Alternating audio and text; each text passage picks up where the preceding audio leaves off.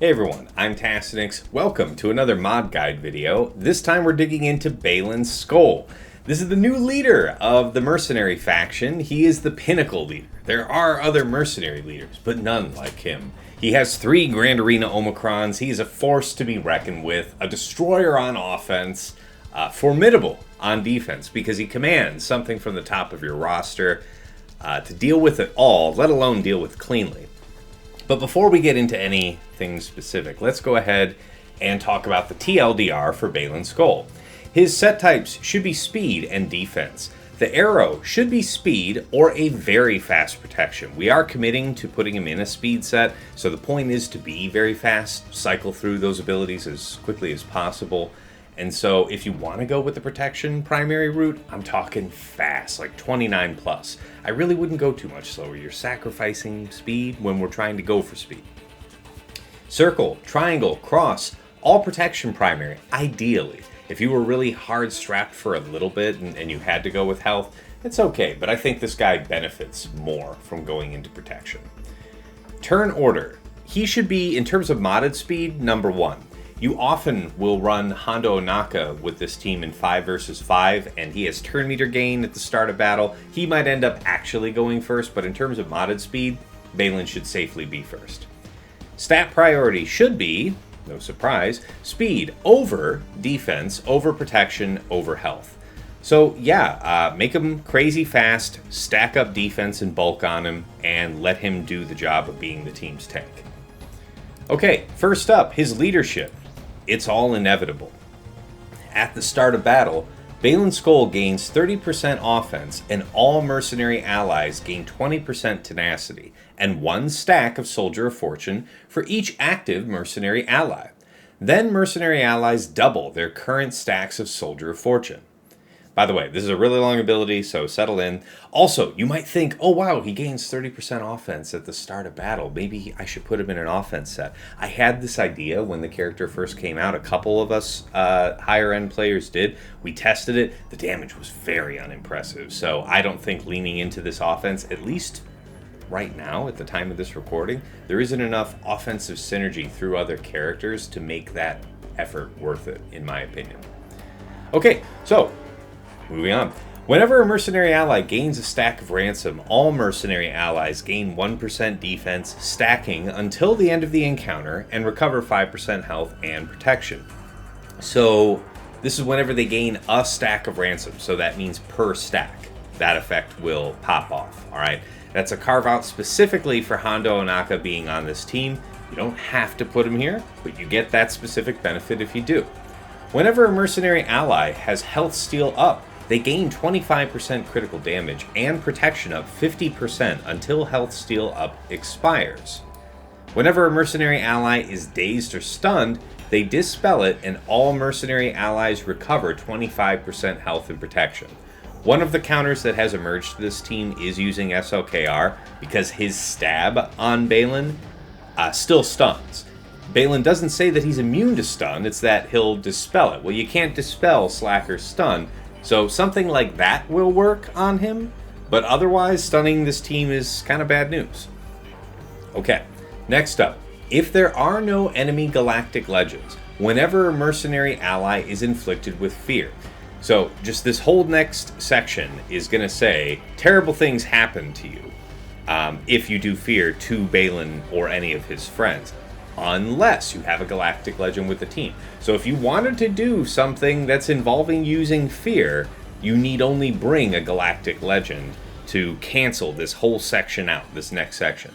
That said, if there are no enemy galactic legends, whenever a mercenary ally is inflicted with fear, all mercenary allies gain 50% bonus max protection and offense stacking until the end of the encounter, recover 50% health and protection, deal true damage to all enemies which can't be evaded or defeat them, blind them for 1 turn which can't be evaded or resisted, and inflict them with healing immunity for 1 turn which can't be evaded, dispelled, or resisted.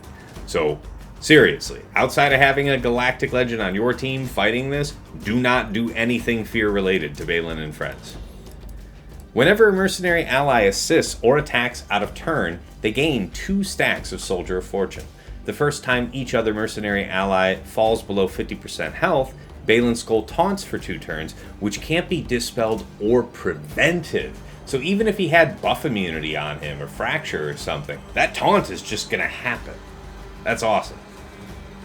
While taunting, Baylan has plus 50% defense, plus 30% tenacity, and retribution until taunt expires. So all of that is the base effect of the leadership. Ready to see the Grand Arena effect? At the start of battle, Baylan taunts for 2 turns. If there is a non-galactic legend Ahsoka enemy, so we're talking about Snips, we're talking about Fulcrum, like that, mercenary allies ignore protection, are immune to critical hits and healing immunity, and they expose all enemies and inflict them with healing immunity for 1 turn, which can't be evaded or resisted at the start of each of their turns. So this effect is so nasty that you would almost never think to use a team with a non-GL Ahsoka on it against Baylan. This feels more like a carve-out for using Baylan on offense. You see a Snips posted with JMK, tasty. You see a Fulcrum posted with somebody's Seer team or their Ray team. That's good. All right. So, yeah, that's a nice carve-out. If there are no... Wait, I'm not skipping anything, right? Yeah, right. If there are no Galactic Legend enemies, whenever Baylan taunts, he inflicts all enemies with doubt for 1 turn. So yeah, we already know he's gaining taunt at the start of the battle for 2 turns. So if you're not taking a GL up against him, everybody's getting doubt at battle start. If Baylan is not taunting, whenever an enemy takes a bonus turn, they are inflicted with healing immunity for 3 turns, which can't be dispelled. So, bonus turns, I'm thinking about like Jedi Cal, I'm thinking about Maul, just to name a couple. Anytime there's bonus turns involved, he's punishing you. Whenever an enemy gains Foresight, talking to you JML with Grandmaster on there, talking to you JMK using his 3rd ability, anywhere where Foresight applies, whenever an enemy gains Foresight, they dispel it and are inflicted with buff immunity for 2 turns instead. Whenever an enemy gains Inspire, reduce all enemies' evasion by 50% stacking until the end of the encounter, and all mercenary allies gain 80% defense stacking and 50% bonus protection stacking until the end of the encounter. So this is a carve-out for fighting Rey. And the anti-evasion is specifically, against anybody who's really stacking it under Rey from Inspire. Mostly Rey Jedi Training comes to mind. There are other characters that stack evasion on the light side, but that's the most common one.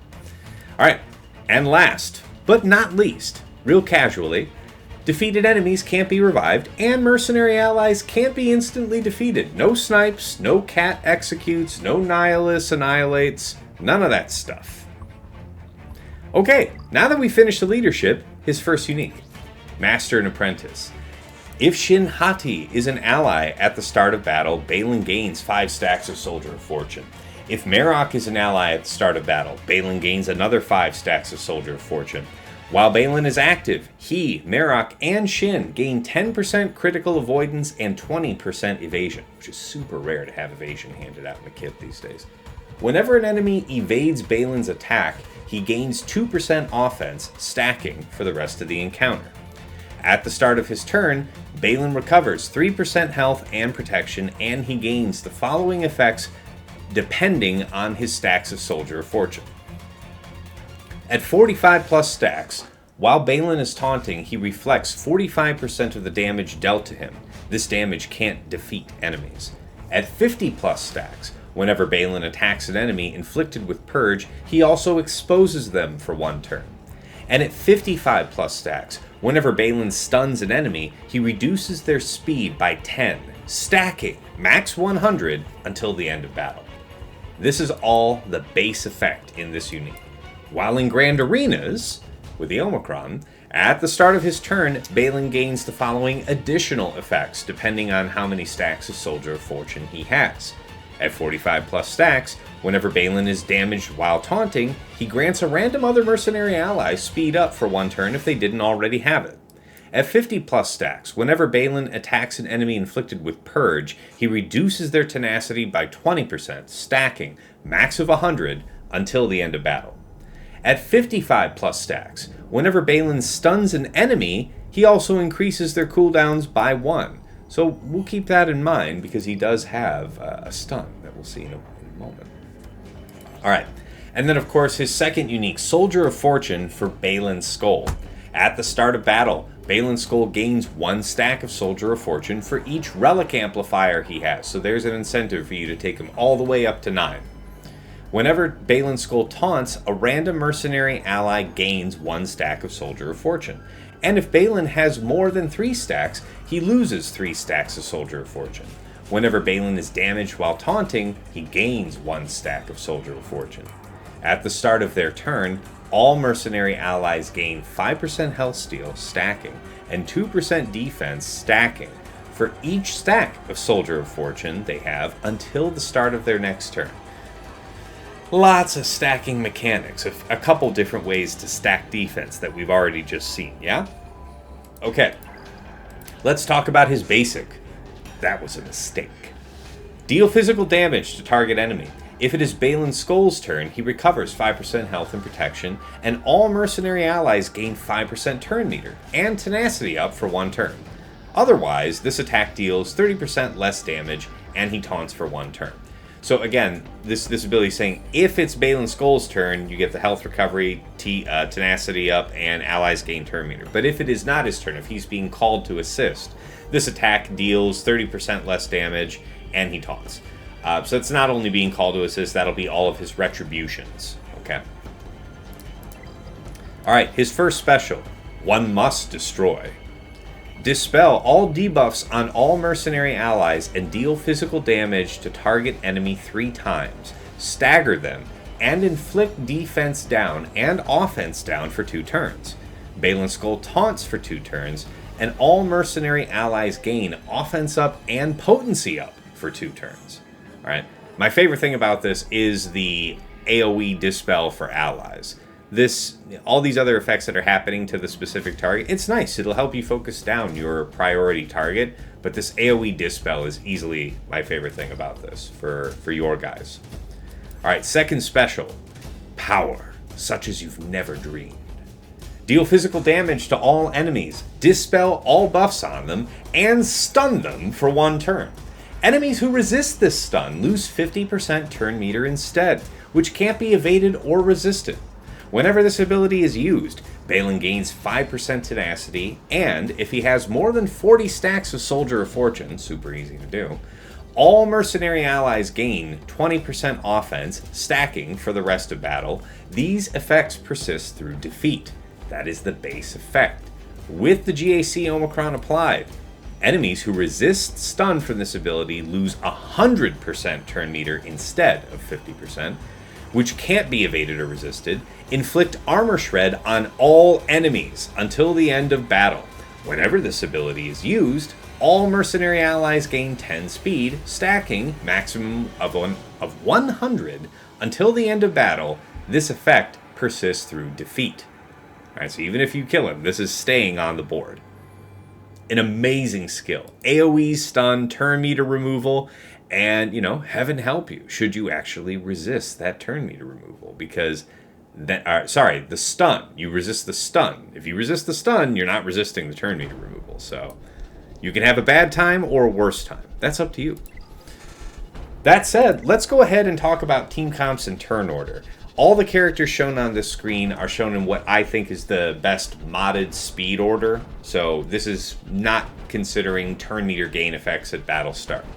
In 3 versus 3, it seems pretty obvious that we're going to run Baylan, Shin, and Marok. I think that both of these really feel pretty mandatory with Baylan, but you could, I guess, drop, in my opinion, Marok to fit Hondo in there. I don't think that's worth it, though, personally. I just want to acknowledge that you could. As far as 5 vs 5 goes, yeah, you can see why Hondo is going to be pretty popular in this team. Helping them stack defense when they're already trying to do that is helpful. powerful use there. You can also combine with L3 to have a secondary tank, although I'm not really impressed with that composition. Now, Fatal was advocating for something here, more like this. Can I drag this? Why doesn't it let me drag this anymore? I guess I'll kill the camera for a second so it's not blocking you guys looking at this. But yeah, you know, Baylan, Shin, Marok, Hondo, and Canderous is something that Fatal likes because, you know, Canderous and his uniques are going to be activating in this fight. I mean, this is the one that you're very interested in. So, you know, helping the team get going is going to be helpful. That's what he's there for. And then, say that you didn't want Hondo in this team, you can consider basically any other mercenaries you want. The core is going to be Baylan, Shin, Marok, and then other random mercenaries are going to be elevated just by placing them in here. That said, I really do like Mission and Zalbar. They're a pair that has great active abilities, but also reactivity in their kit.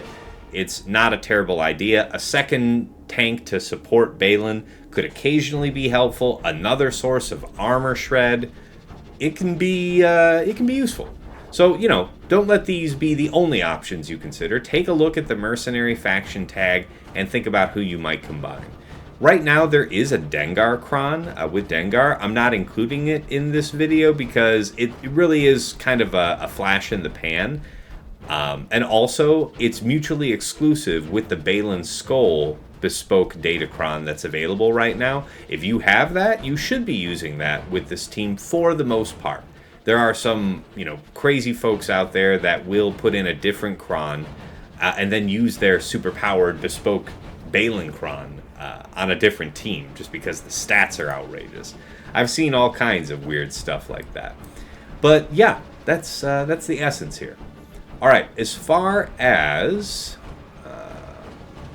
the mods themselves, let's go ahead and pull this up.